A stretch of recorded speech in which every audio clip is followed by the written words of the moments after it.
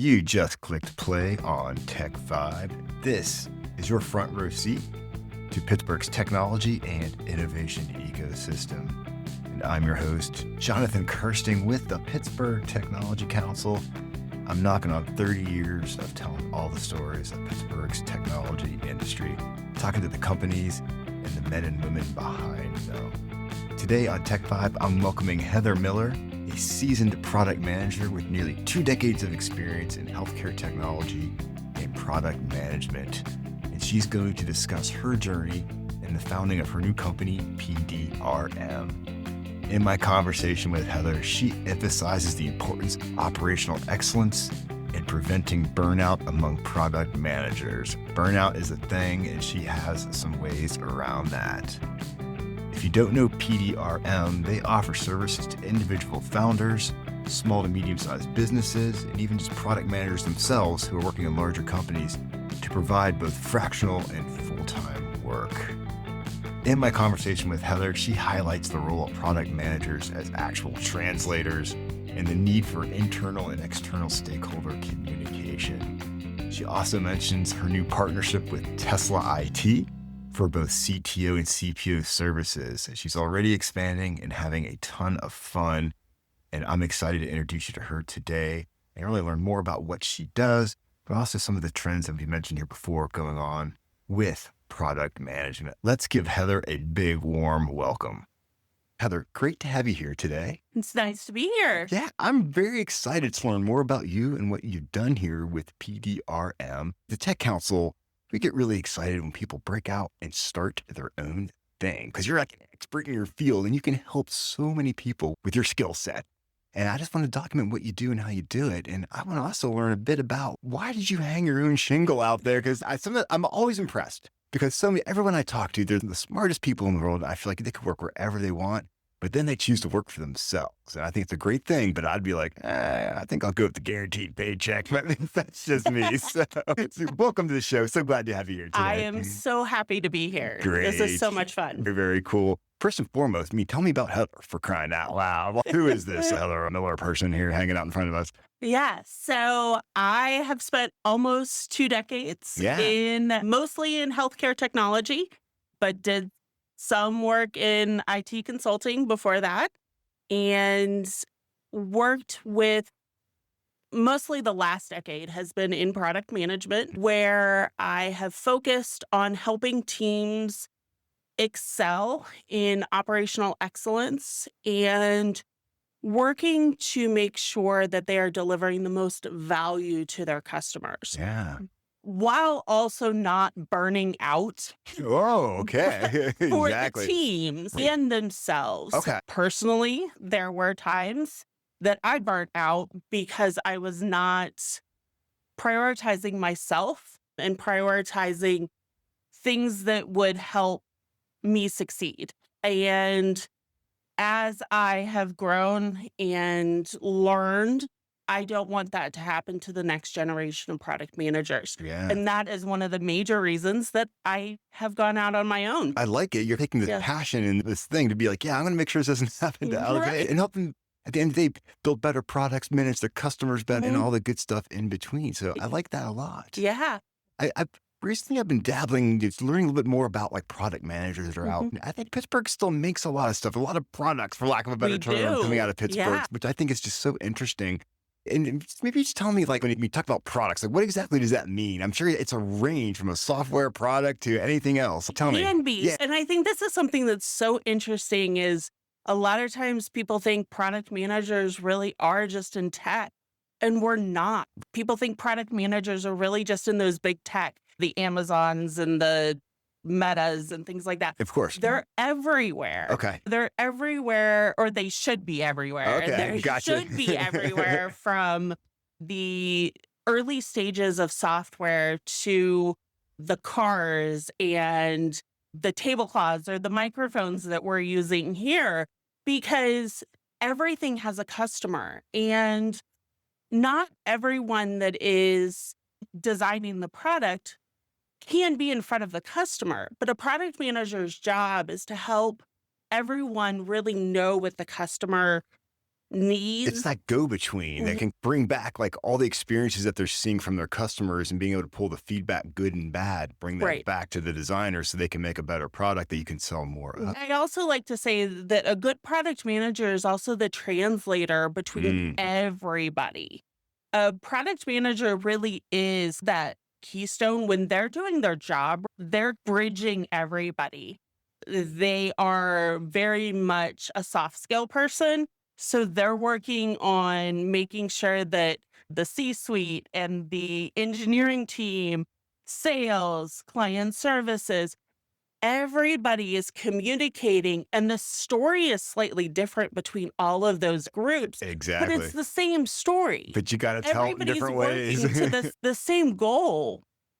But how you interpret that story is slightly different. And the product manager's job is to really tell that story. Wow. So they're being pulled in a bunch of different directions at once. Something you brought that I didn't think about is that you're working internally as well, that you could be working between the C-suite and the engineering team so they can understand each other, which I didn't think about that, but that makes total sense. Not just like anyone who's a customer now or potential customer and getting their feedback and then providing stuff, but you're also working internally too. Yeah. Wow, you're wearing a bunch of different hats. Yeah, your stakeholders are not just external, they're internal too.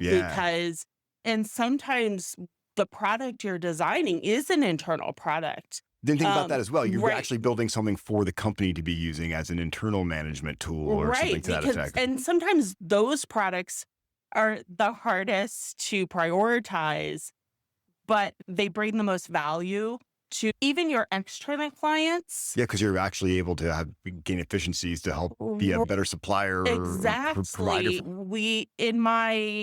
In my past, we designed something where we were able to bring efficiencies to client services that ultimately provided our customers with time with client services because it gave them time back.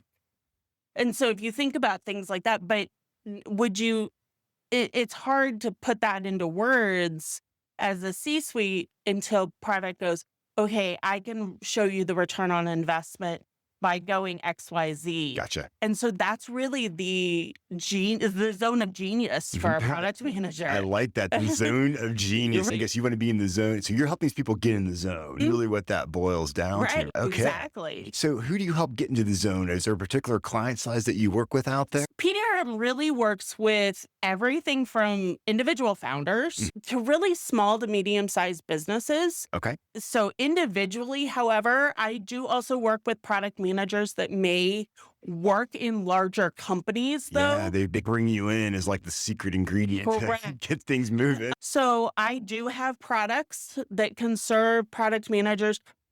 I always say that product management can feel very lonely.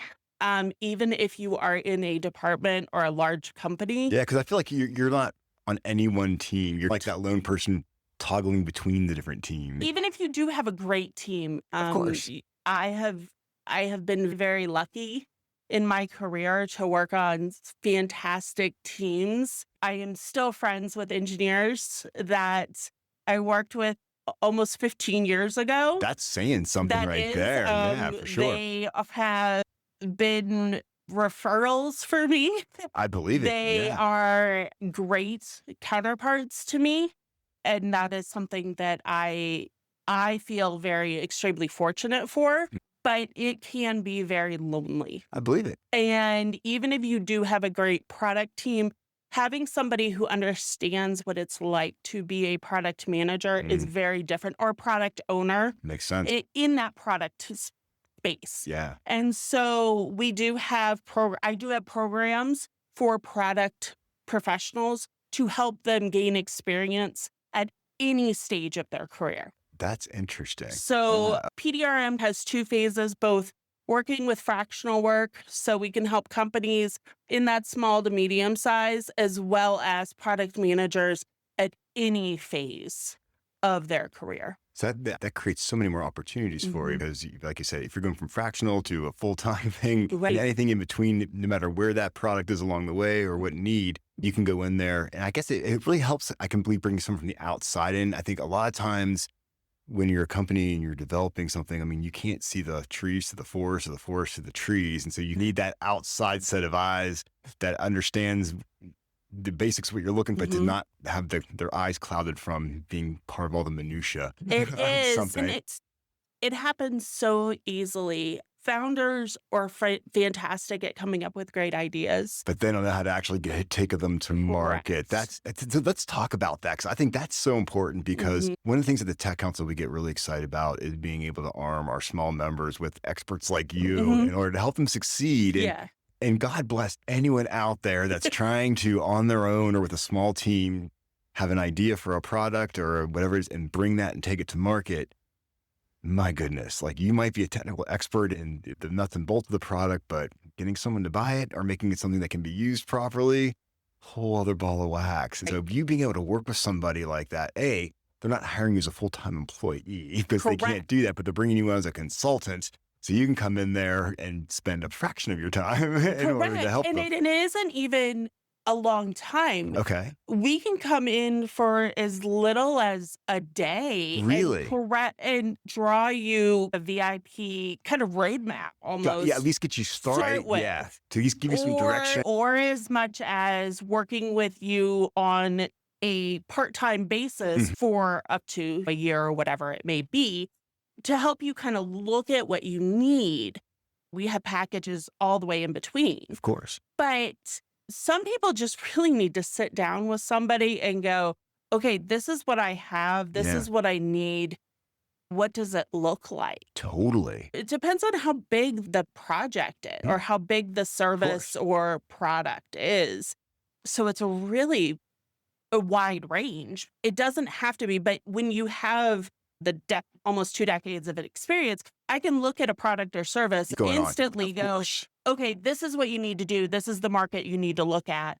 And sometimes is it something they need to go, we need to look at your pricing structure, or we need to look at who are your competitors. Let's make sure that we're looking at these things before you launch. How often are you coming in there and you're probably finding some pretty important things that literally can pull the bacon out of the fire, for lack of a better term? It's pretty often if you think about it. And sometimes it's even just a couple questions. And the way I like to approach it is I like to ask leading questions, because I feel like people learn from that. I'm very much I want to teach you how to do it, because most times the idea is that if they're bringing me on as more of a fractional, they don't want me there permanently. Either they have somebody that is more of a junior person that they want to take on the role. They just need to teach them. You can come in there, do that, and move them along at the same time. Or the founder just needs to get started, and then we can maybe hire somebody and kind of work with them, whatever it may be. But I want to teach them how to do it. Cool. And so I lead them through that and help. And so I like to ask questions to help you lead through it. Yeah, that sounds like the way you want to approach something like that. So I'm also assuming that you get to have a lot of fun, because it's never the same day twice. I'm sure you see some common themes through problems, but you're working with all different types of companies. So how much fun is it to do what you're doing? Because you are getting this variety. I love it. Okay. And actually, I will do this even with the groups that I work with or that I'm a part of to help myself grow. Okay. I look at their businesses and I start asking them questions. I like that. Yeah. And I will say that they probably do the same with their eyes of expertise on my business, which is great. But I will say, do you do this, or what's this service? So we do. I will do that to theirs. On every call, I'll ask questions, and I think they know where those leading questions are probably going by now. There are some people I've worked with for about a year at this point, so I think they know where I'm going. They know where you're going on that. Excellent. Now, is there a cyber side of things that you're doing? There is. Tell me about this. I need to be educated on how this works, because I feel like there's just a cyber side to everything at this point, obviously. But tell me more about this, because I want to learn. I'm sure our listeners do as well. Yeah. So I think everybody is aware that cybersecurity is probably one of the hottest topics out there right now. Rumor has it. Yes, exactly. Is probably a good thing Very good at this point. Yes. But PDRM does have a cybersecurity side as well. So my co-founder, who actually also happens to be my husband. Oh, we got to talk about that. That's a whole other podcast. It All right. is. Okay. Starting a business with your spouse. All right. It has been in IT for 25 years, but specializes in cybersecurity these. And we believe that both cybersecurity and product management both help reduce the risk to mostly whenever you're thinking of that small to medium-sized business especially. Okay.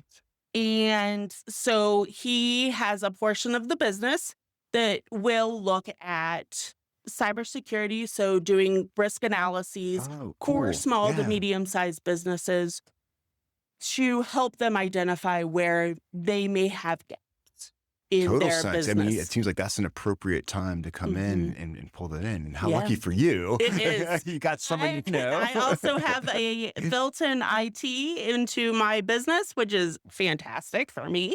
You have a very secure website, I'm sure. Yes. I do, which is great. And then would you like me to also bring a Tesla into this? Well, I'm glad you brought it up because I remember you sent us a press release about this and I was pretty excited. Like you got a cool partnership going. We do. We have a fantastic partnership that we just launched earlier this month with Tesla IT. So I now have a partner his name is Rob. And we are doing a partnership. He is a fractional CTO. And so we will be doing a partnership where we will be able to provide partnership options for CTO and CPO because a lot of times businesses need both that makes sense. when they are struggling with software projects or internal projects like that. They need both. So we do have the ability to do full service software design. So we do have developers that we can bring in so we can even design your full project. Man, you're expanding your services here. I love that. We can do everything from an analysis of your business case to a product playbook to actually designing your full product and developing full product depending on what you need. And we do have a UI UX person available to us as well. So all of that is available. Bases are covered here. Yeah. That's so exciting. I love this. Like you started this thing out and you help you on the cyber side, but now you bring in the CTO side and then you have some UX stuff and just the idea that you could actually do a full product development for somebody. Like that's pretty intense. Yeah. Very exciting. It is really cool. So we do have all of that. And like I said, everything from whether you just need the fractional C-level all the way down to whether you need, somebody doing the work. Absolutely. No, I love it. Okay. So I'm getting the vibes from you that you're having a lot of fun doing this. And that makes me really glad. It's always great to hang out with someone when they're passionate about what they do.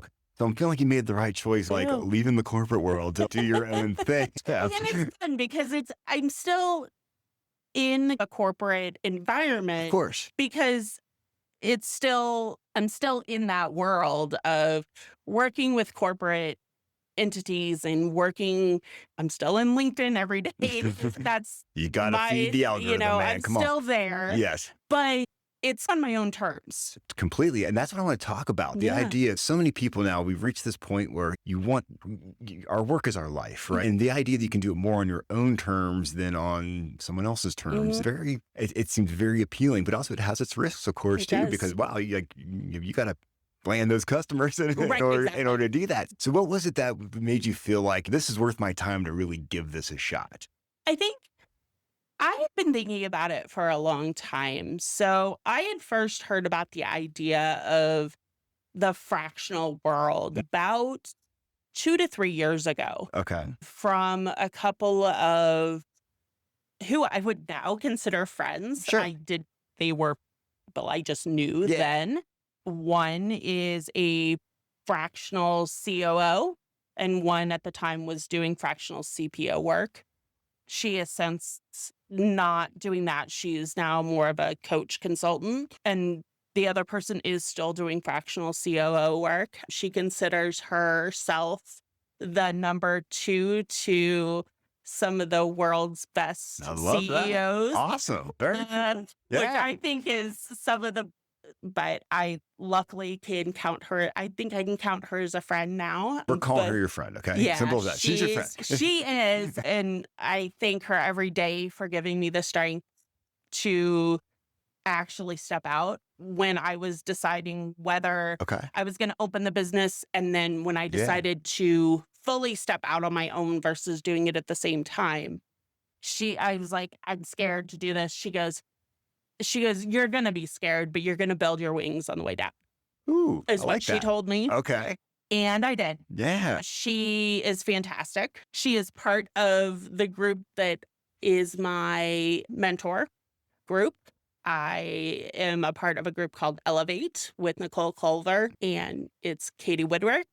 She is fantastic. But anyway, and I had been thinking about it for a long time and then talked to my husband, and he's might as well decide. I can do your cyber for you. What? I can do your cyber stuff. Right. I've been doing side work for a long time. Okay. He has done consulting work for probably the last 10 years. And so we had always said, like, what?